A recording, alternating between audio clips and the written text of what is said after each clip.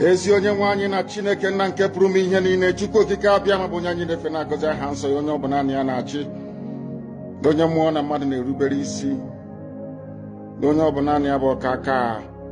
Ụbọchị ndị ka anyị na-etuga eze ebube dị ngọzi, mmalite na ọgwụgwụ, ndị gboo wee tụọ oge ebighị ebi. Onye nwe m, ụmụ gị wee gbakọọ n'ụwa niile iwe nara ozi ọma nke gị onwe gị n'ezi ha site n'ọnụ mmadụ dị ndụ na nke ebere dị ngọzi. Anyị wee na-asị na onweghị ihe ọbụla ka anyị onwe anyị bụ n'ihi na ọ bụ anụkpa ahụ sọsọ ka mmadụ dị ndụ bụ. Ofu ụbọchị anyị ga-anwụ, maka na okwu nsọ gị na-adịgị ma ruo mgbe ebighị ebi, n'ihi na okwu gị niile ga-abịarịrị na mmezu. Ọbịa nwere Biafra ga-eji wee bịa na mgbe nke anyị. Anyị wee na-akpọkụ uwe na-arịọ gị na-asị, lekwa ude nke anyị na-asụ n'akwa nke anyị na-ebe ka o metụta gị n'obi.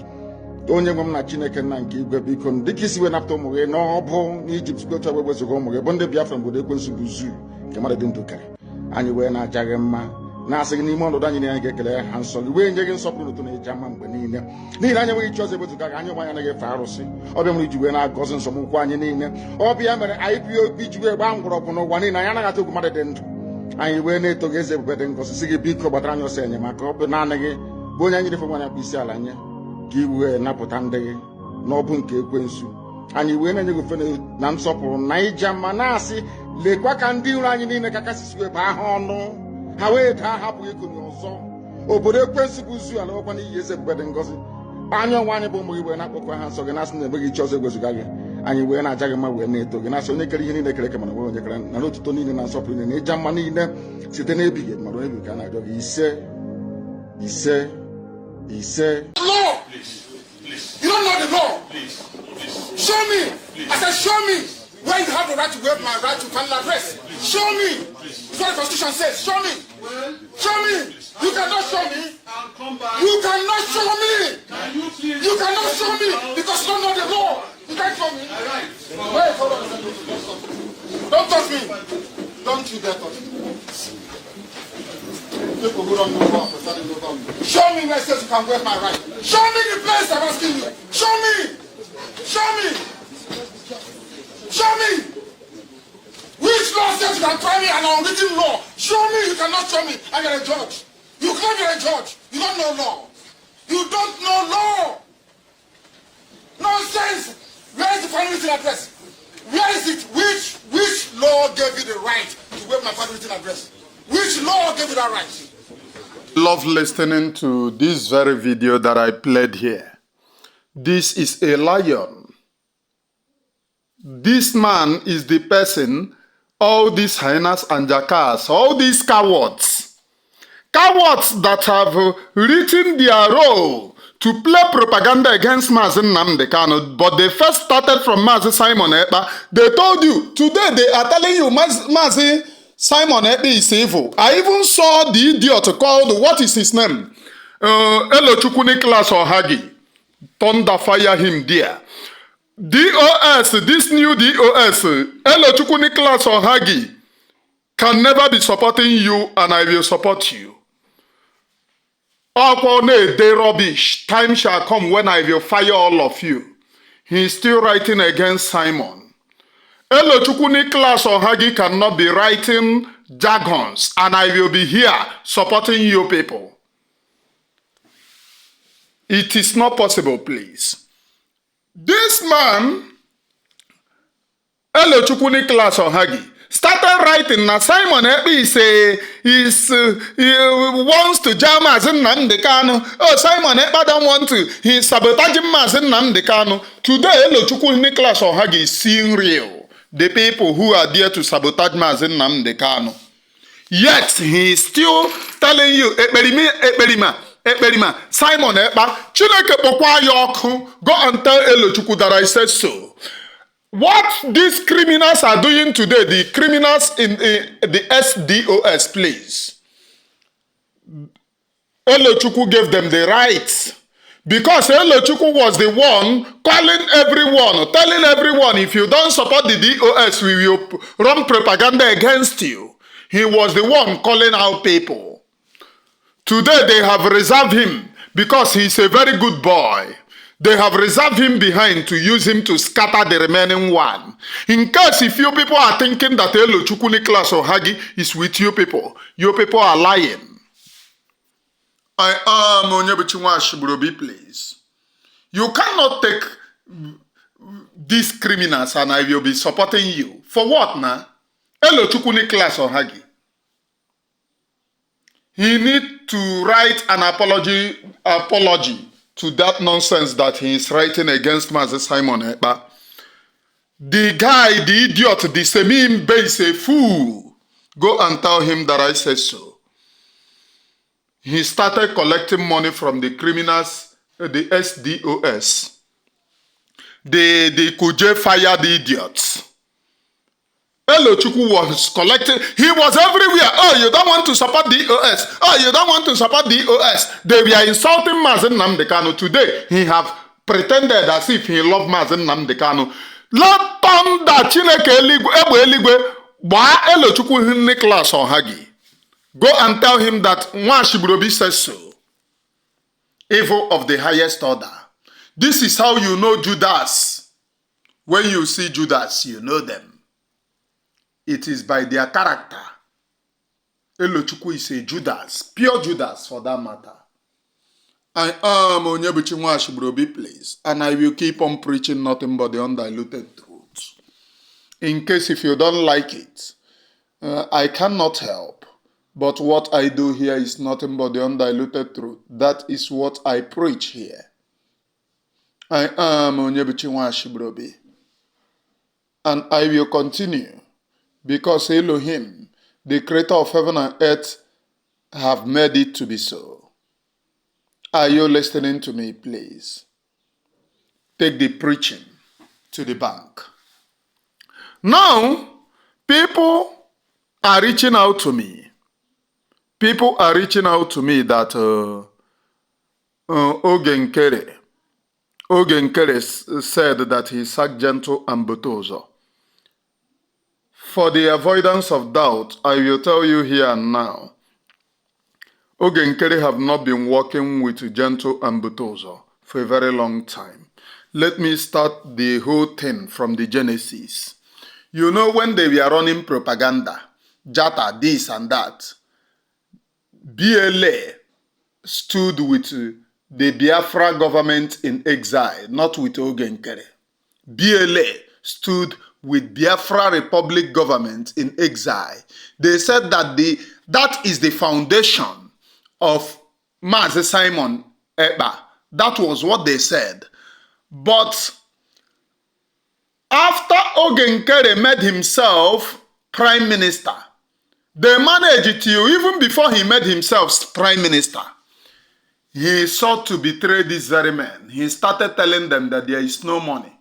And all along, all the money that he said they were boasting that he's sending to them is not to be compared. It's not to even eat 3 square meal.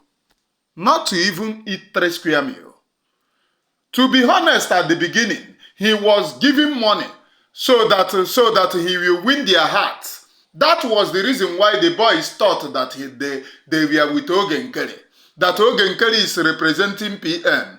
And started making video, countless of video. And at the end of the day, it turns out to be scam. When people started showing money, the money that's supposed to grow up, he started telling them that there is no money. But while he was telling them there is no money, people are collecting money. I said I will no longer run propaganda against anybody. But if you run propaganda against Mazi Simon Ekpa, BLA and Mazi Nnamdi Kanu, I will speak the truth about you. Now, when he started telling them no money, these boys have no option than to be on their own. Then, after then, do you know what he did? He was telling them no money. When the CRC was there, he was telling them no money. But immediately after he used his head, before he even used his head to carry, let me focus. Immediately after he crowned himself a prime minister, he called the BLA command to come to meeting that he wants to be giving them big money so that he will use them for his own private aggrandizement, self-aggrandizement. When he called them meeting, the BLA said, no, we are not attending any meeting. The reason of the BLA is that they are not doing Ihumazi, that they are here because of Prime Minister Mazi Simon Ekpa. They are here because of Mazi Nnamdi Kanu. How can he, all of a sudden, PM is inside prison, being leveled accusation. All of a sudden, he wants to remove PM Buriya. BLA told him, we are not doing Ihumazi. He went beg Buteuzo, Igwe Biko. Igwe said no. On a one condition, na ya anaghị eme ihe ụmụazị. On one condition, kpụpụ ihe ahụ isi gị, jiri aka gị gaa na program, kwughasịa ihe i kwuru na ebugokwe Prime Minister, kwughasịa ya. Oge Nkere refused. And Igwe told him, ọ bụrụ na i kwughasị that nonsense, do not come near us again. Jide your money, anyị achọ your money. That is the reason why you see me, I have maximum respect for these very boys. They are not here chasing money. They are not here for what you will give them. No. They are here to follow the law and to follow it to the due conclusion. They told him, PM was sentenced. All of a sudden, he blew. He said he will go PM. PM. They told him never reach out to us. Now, all of a sudden, in his program, he came and sacked Igwe Buteuzo. Igwe Buteuzo that sacked him since 19 Brigidi told him, don't call my line again. Did you beg Igwe? I beg. All of you, they don't, even the men on the ground will be surprised how I know. Like I said before, most of una communication, I counter them. Even the men on the ground will be surprised. They will be saying this guy or more. Ask the men on the ground, Igwe, Monster, is what I'm saying the truth? Am I telling the truth? I know that you will be asking, how do this guy know? Igwe, I'm everywhere, please. I'm everywhere. I am Onyebuchi Nwashibrobi. I'm everywhere. Oge Nkere, is what I'm saying the truth? Did Igwe Buteuzo not tell you, don't call his line again? Hi. This online leadership. This online leadership. He was, we are commanding BLN, no, Nachi. Just because I don't want to be saying everything on social media. Although every information on at my disposal, even those men on the ground will be like, how did this guy know? I did some communication. I did end-to-end communication. I did some communication. I counter some communication. I want Shibrobi. Counter some communication. I am Nwashibrobi, please. Just the way I'm countering the communication of the people, making arrangement, arrangement. But I want to ask the DSS, Nigerian DSS, please. So I can make arrangement to capture somebody broadcasting against on impunity with Uchechi. I can make this arrangement to capture Nwashibrobi, but you cannot make arrangement to capture terrorists who are on TikTok in your country. Imagine, only too much, you. Nigerian DSS, only too much. This, you see how you people are uselessing yourself. You see what you are supporting. People's mother, people's father are being kidnapped. People's children are being kidnapped, stuck in a bush in Nigeria. You cannot make arrangement to go and rescue them. You don't have what it takes to track them, but you have what it takes to track a social media broadcaster.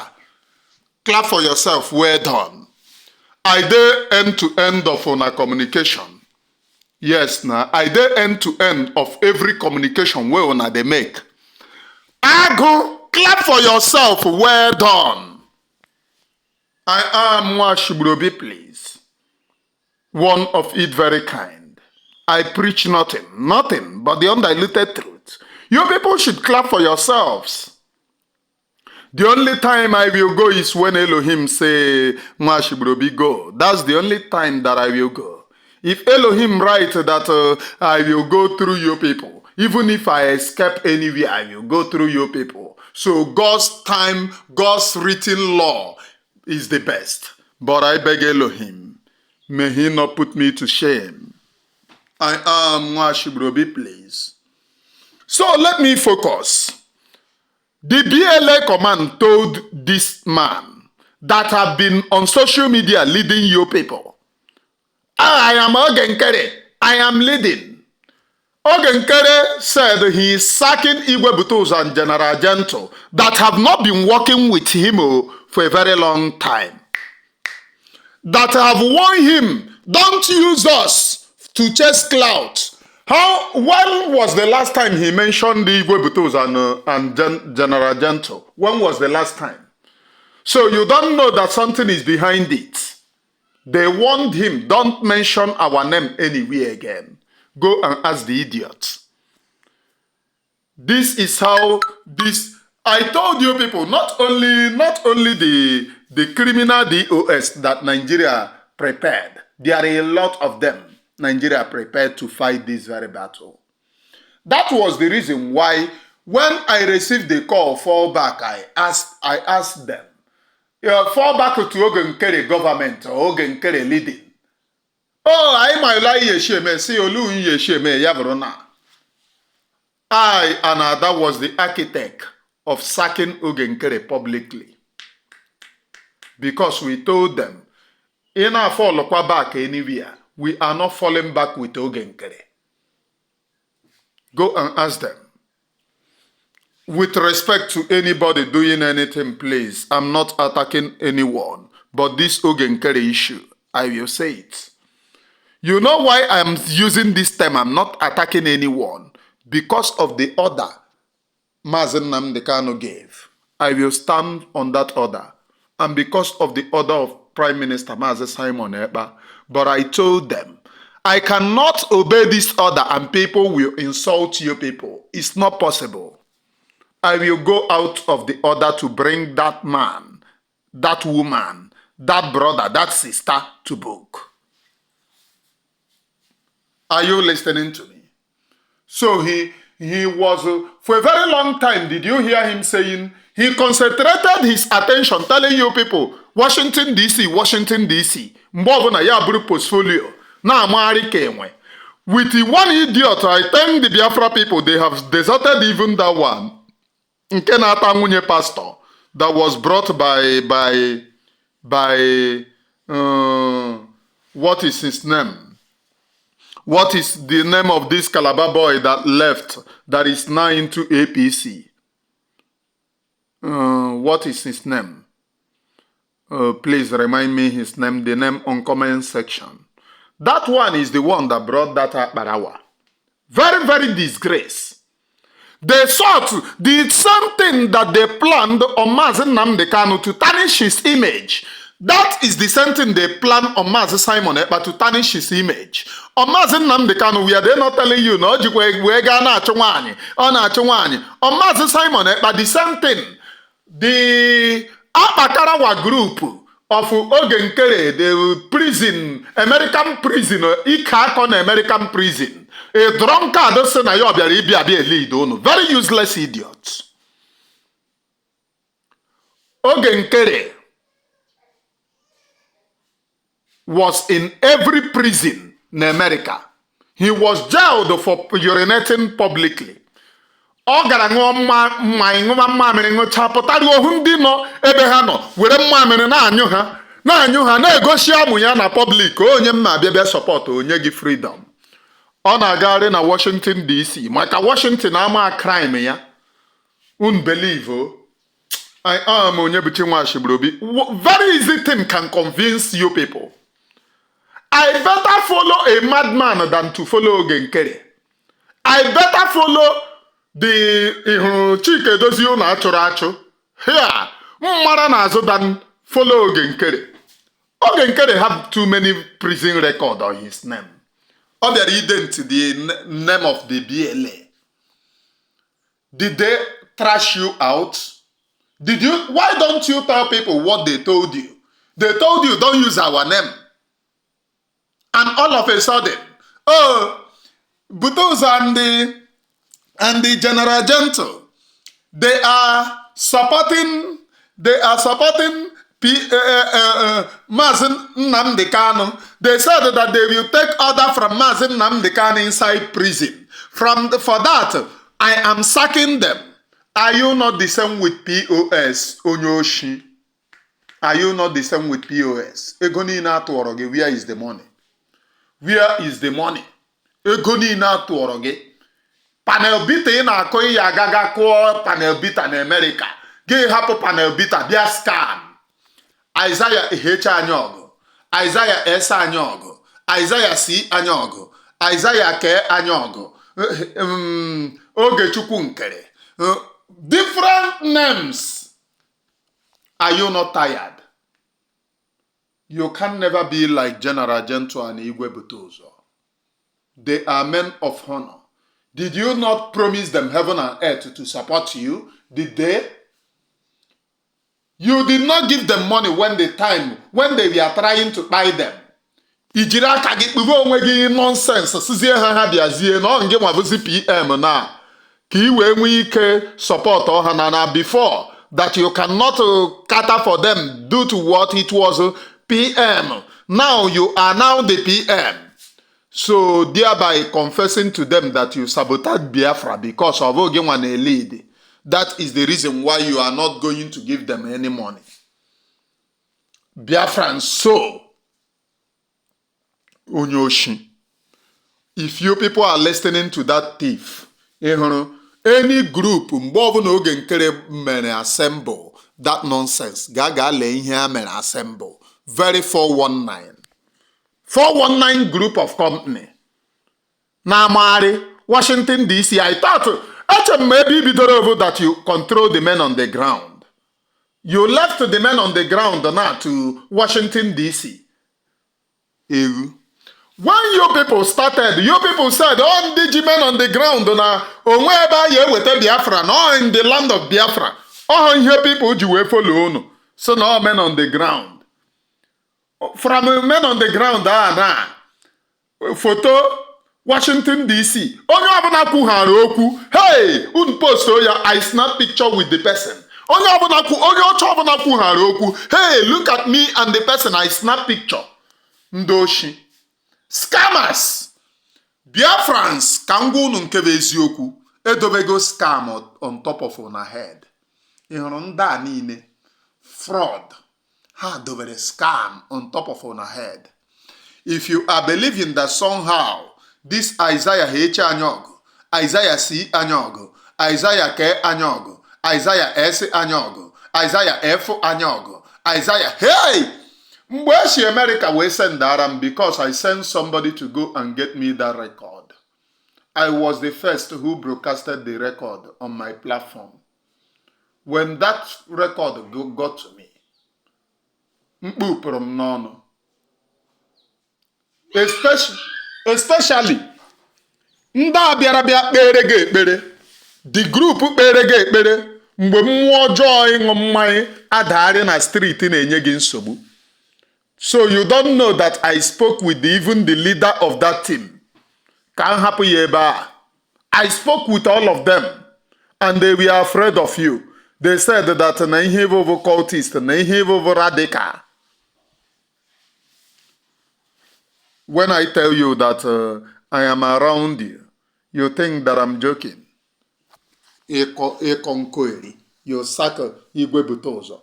In your generation, you can never even reach Igwe Buteuzo. He told you, no, I don't have to betray. Betrayal is not in my record. Please, with regards to the BLA, please, Don't bother of how I know this very communication. Don't bother. When I say I have a very porous information, I have a very porous information. The BLA headquarters, please, I know this information long time ago, but according to my informant, it's not social media something, but I have to go out of it because of this very Nkere of Isaiah C. Anyogo, Nkere, Isaiah H. Anyogo, Farouk, Isaiah F. Anyogo, Husman, Isaiah H. Anyogo, Kundus, Isaiah K. Anyogo, Criminal, Isaiah C. Anyogo. I am Onyebuchimashibrobi, please. In case if you doubt me, go it is in his record. Ya niile na-akpọ nọ na his record. F. Farouk, Isaiah F. Anyogo, H. Husman, Isaiah H. Anyogo, K. Kundus, Isaiah K. Anyogo, C. Criminal, Isaiah C. Anyogo.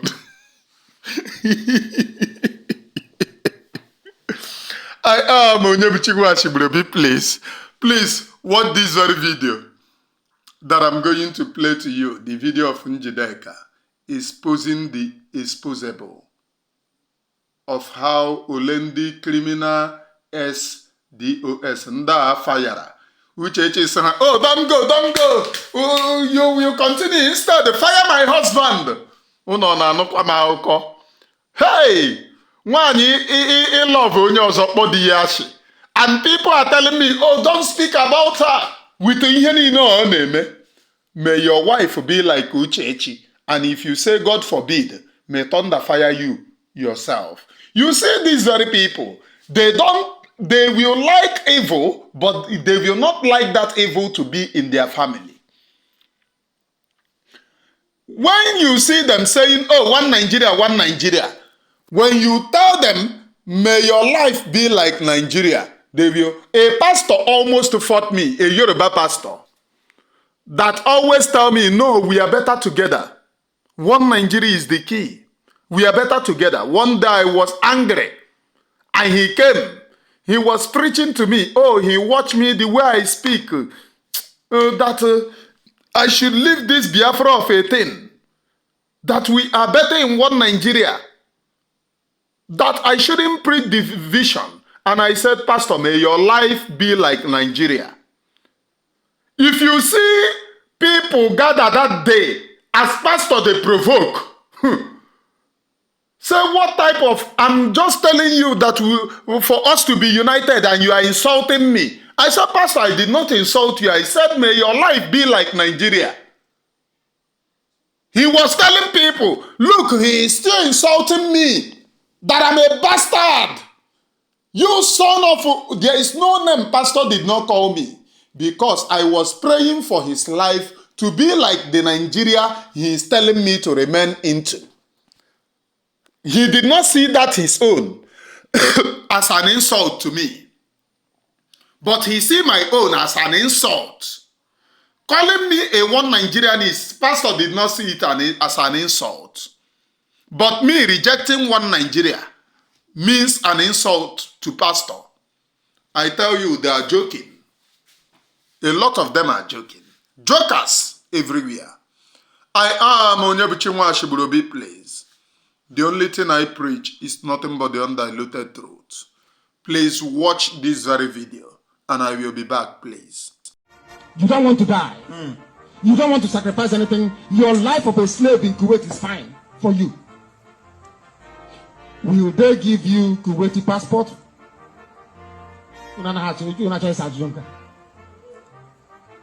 Will they give Kuwaiti passport to your children? Will they allow you to buy a house in Kuwait? Can your children be Kuwaiti prime minister? Then what on earth are you doing here then? That means you're a slave. Biafrans, abu na nkwuchi ihe na-ekwu na unu ya watch ya fu video na ya watch next. Now ma nkwuchi okwu. Ka unu fu otu esi wee na-ekesa ego IPOB, Chinasa Nwankịta, Chiki na-edozie m na ndị otu ya XDOS, otu ha si eri ego ndị IPOB, otu ha si distribute ya to their members. Iya watch the video na and ka ahụ watch video a n'isi ka ịnụ onye nyere data ego, iya ahụ aha ya, o mecha kpọ aha ya n'ikpeazụ. Otu a ka esi agọwusi anyị na-atụ dus 5 years and ha gwara ihe eji ego anyị na-atụ na IPOB eme. Anyị ama na ndị ajọs balance ya na-ezu ego IPOB na-ekeri n'ime ha na-eri, mana emecha hapụta na-asị gị siblings of iniquity, siblings dị ego IPOB. Madam nne ya ji ego IPOB go property. Maazị Nnamdi Kanu zuru oshi ego IPOB. Ndị niile ha na-akpọ enweghị onye riri chichi IPOB rather than ọha nwa bụ ndị na-ezu ego IPOB. Ifuka ndị a si na ndị a wezigbote ndị oshi, watch ya na video. Unu watchicha ya, gbaa mbọ ka ị watch ruo n'isi. Unu were ntị unu n'onye nyere the money nụ ka esi nye ego. Ya were ọnụ ya kpọ aha ya ka unu fụzie. Anyị na-ekwe ya na-egosi unu evidence. Okay? Watch ya na video na. Ndewo. Aka mbụ nwanne unu nwanyị Njideka na Canada. Ndewo. Watch ya na video. Yeah, Mazi Keke, good evening, sir. Yeah, just less than 1 hour ago, come with a lot, sir. Maka Chineke, where una Zoland, IPOB family, or a family to be proud of. A family one should always be proud of. My mother expect that I will get such favor so easily. It was them I can know IPOB. You understand? But thank God that I'm part of IPOB. Family in the honorable one, but also at least I can boldly say yes. I'm a beneficiary of honorable one, but also, yeah, our family are very, very wonderful. Badika. When I see one neighbor, I can't see with Dega. I think I watch IPOB Europe individually and collectively. Magic. How life comes even. The lady in question, my woman, I'm gonna write us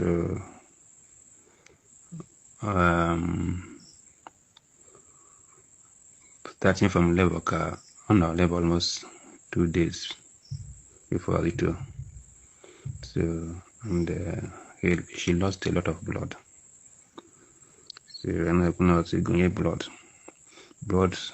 percentage here now nearly 19 instead of 30 something. Read. So I only got the blood about 1 or 2 pints of blood. In fact, everything which is 2something,000 can she go. And where Benyamaka Sibia. So that's why I contact Mazi Keke and the quick she did them. That man you got my matter to go on a table already. And I deliberate. I'm going to which na Mazi Keke and you come update. I do my matter shaga. But in a card, I did know so much. It's enough on your dendo. Chorego. I had my that nigga and I saw catch them come Jimmy or something. But this one we need to first save life. I could whatever. Makwarias and the quick shade. Can we have anything happen them?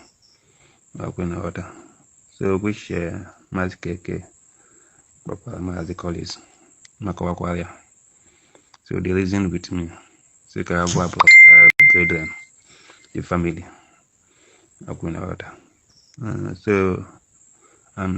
in few hours after Kuche Funa, that's Senator Lamega. I will come to family center there, the case Igwe. So I was so happy because the problem is solved at that moment. Whatever. So, mana asi kachinike goziun. Maji kumaji. Kachinike were here with we goziun. We are wiki we goziun. We are gamuniru we goziun. And kachinike nyekwa anyị Biafra. Maka na Biafra bụ ụgwọ ọlụ anyị. Onye ọbụla dị ala mba. That another thing that brings us together will surely keep us together. And that is Biafra restoration. The help to me is a motivation to see that there is a reward in being committed and things that join us together. So I am Bamuminium, and I'm so happy, very, very happy. Touching goes to everybody. Note, Nagachuku, Eke, nearly enough for Nako, Nagachuku Kabiana. It's the one which Nick. One Mazi Anyị Kings. Nna m ihe unu hụrụ akọ eriri ebe a bụ ihe ha jizi agba Maazị Nnamdi Kanu mgba. This idiot ha nyere ego a aha ebe Anyị King. Ọ ya ka o ji ede odekwakwa because he is collecting money through back door. A na-akwụzi ya ụgwọ. Keke na-akwụrị ya ego na akaụntụ. Akọkwa nwunye ya operation. Eme ya operation. Emeghe ya operation. Ọ naghị anwụọ nga ebebe ihe a besa ya arụ ndapụta. Ọ naghị anwụọ. Ọ ihe a ka ha ji agba Maazị Nnamdi Kanu mgba. If you come across Anyị King writing rubbish, na Maazị Nnamdi Kanu is this, that, ọ maka this nonsense ego a ọ natara ka o ji ede nonsense niile ọ na-ede against Maazị Nnamdi Kanu. Ọ maka this nonsense ego ọ natara ka o ji ede rubbish against onye ndu Maazị Nnamdi Kanu. I just want you people to know, at the end of the day, freedom. Ị hụrụ freedom a ọ ya abịa and ọ ya eme ha niile bam n'anya. Onye mara asụ ya asụọ n'ikwe, ịma ha asụ ga esụọ n'ala. Bye for now, please.